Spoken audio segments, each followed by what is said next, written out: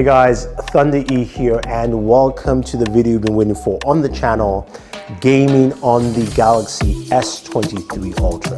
Now, if you're joining us for the very first time, hit that subscribe button and notification icon so you can watch more videos like this.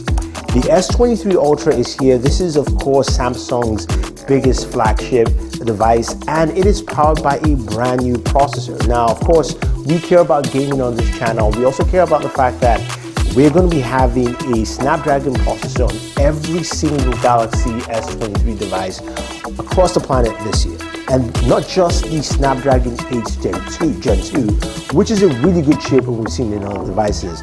This is the Snapdragon 8 Gen 2 for Galaxy. So especially tuned for Galaxy devices for better performance, better gaming, and that's what we're here to check out, that faster clock speed and all that, all that fun stuff in there. So before we even get into that, let's look at the hardware. We've got a 6.8-inch device with a lovely display. I just took it out of my backbone case. That display goes up to 1,750 nits. Really nice, bright display. Now, the side panels of the device is more of a flat trim, sort of that more curved feel, which I think is really important when you're gaming. And you might think, why does that care? Well, because it feels more comfortable in the hands, less of that curve. So I definitely like that. Now, you're getting 256 gigabytes of storage. So you can put a lot of your games in there. And of course, you start with 8 gigabytes of RAM, which is enough, but you can go up to 12 on this bad boy.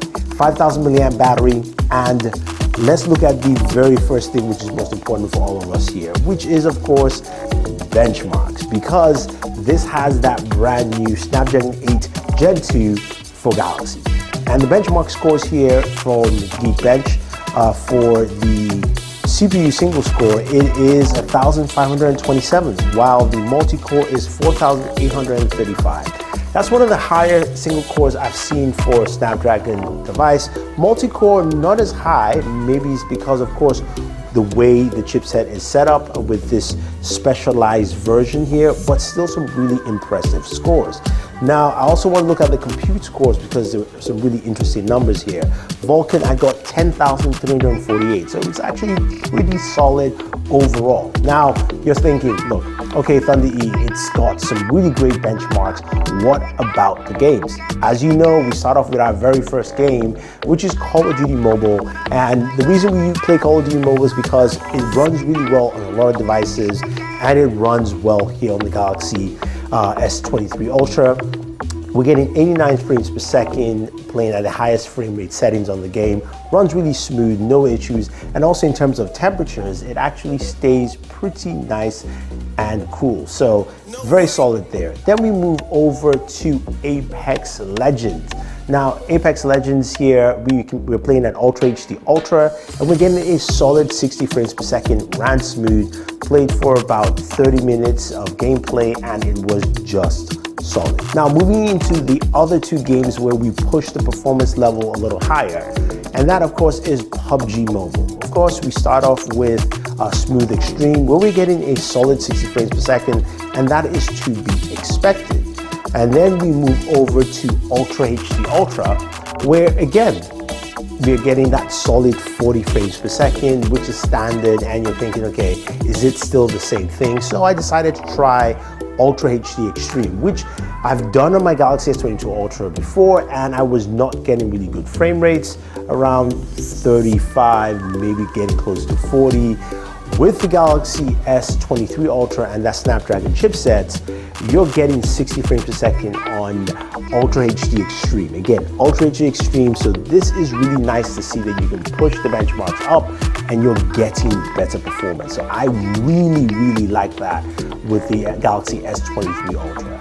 Now let's move over to the big bad boy, Genshin Impact. As you know, Genshin is that game that, look, it tasks a lot of system, and we've seen the Snapdragon 8 Gen 2 really perform well. So how does the Snapdragon 8 Gen 2 for Galaxy perform in this situation? So we played for 30 minutes and it ran really well, very smooth, no slowdown whatsoever. What we got with our final frame rates was 55 frames per second. Yes, you're thinking, well, it's not 60. That is very true. The other devices that have done 60 we've actually covered on this channel, but it did 55, and I think maybe just because one of the clocks is higher, I'm not exactly sure. And again, this is also my first test, so we'll definitely check out more. But I will tell you that it didn't feel like it dipped at any point in time, and it only dropped down to 55 frames per second after roughly 25 minutes. So 25-minute mark, it started going down slowly. At around the 35-minute mark, I was at about 55 frames per second. So there you have it there with Genshin. Still can play that game really well and very solid. So playing a game like Genshin and playing games like PUBG Mobile, you're going to see temperatures really rise up, especially when you crank it up to the highest settings. And this is where the temperatures did go up on the Galaxy S23 Ultra. When playing PUBG at Ultra HD Ultra and playing for about 10 minutes multiplayer gameplay, I was getting temperatures closer to around 104 degrees. And when playing Genshin Impact and getting up to around the 15-minute mark, it got to about 105 degrees, and then getting closer to that 25-minute mark, it got to 107. And after the 25-minute mark, it stayed at 107 all the way through to around the 35-minute mark. So those are the temperatures you're getting with it in that regard. Now, Samsung hasn't really talked about any new improved temperature cooling systems, even though I know they do have it, but those are the temperatures I was getting on my first gameplay session. Now, as you guys know, I just got the device, so I'll be doing, of course, my long-term gaming review to actually see how that performs over time. When it comes to, of course, game streaming services like Xbox Game Pass, works really well, and of course, that's where I'm using my backbone controller, which works seamlessly, as well as also the Razer Kishi V2. No issues there, fits the device well without any adjustments needed whatsoever. Now, some of you are going to be asking me, Thunder Eve, what about battery life? Well, this is something that I can't give you a full reading because I've only had the device at this point for roughly a day and a half. When this video posts, it's pretty much 2 days. So you're not going to be getting a good battery life judgment, but I can tell you for roughly around an hour of gameplay, I was getting about 15% battery loss. So that actually is pretty good in terms of the gameplay session. Now, this is a mixture, of course, lighter games like Call of Duty Mobile and Apex, some PUBG Mobile, and then, of course, some Genshin Impact. So far, battery has been good. So what does that mean for the Galaxy S23 Ultra as a gaming device? First of all, before I even round that up, just listen to the audio of gameplay for a second. First point for the red team!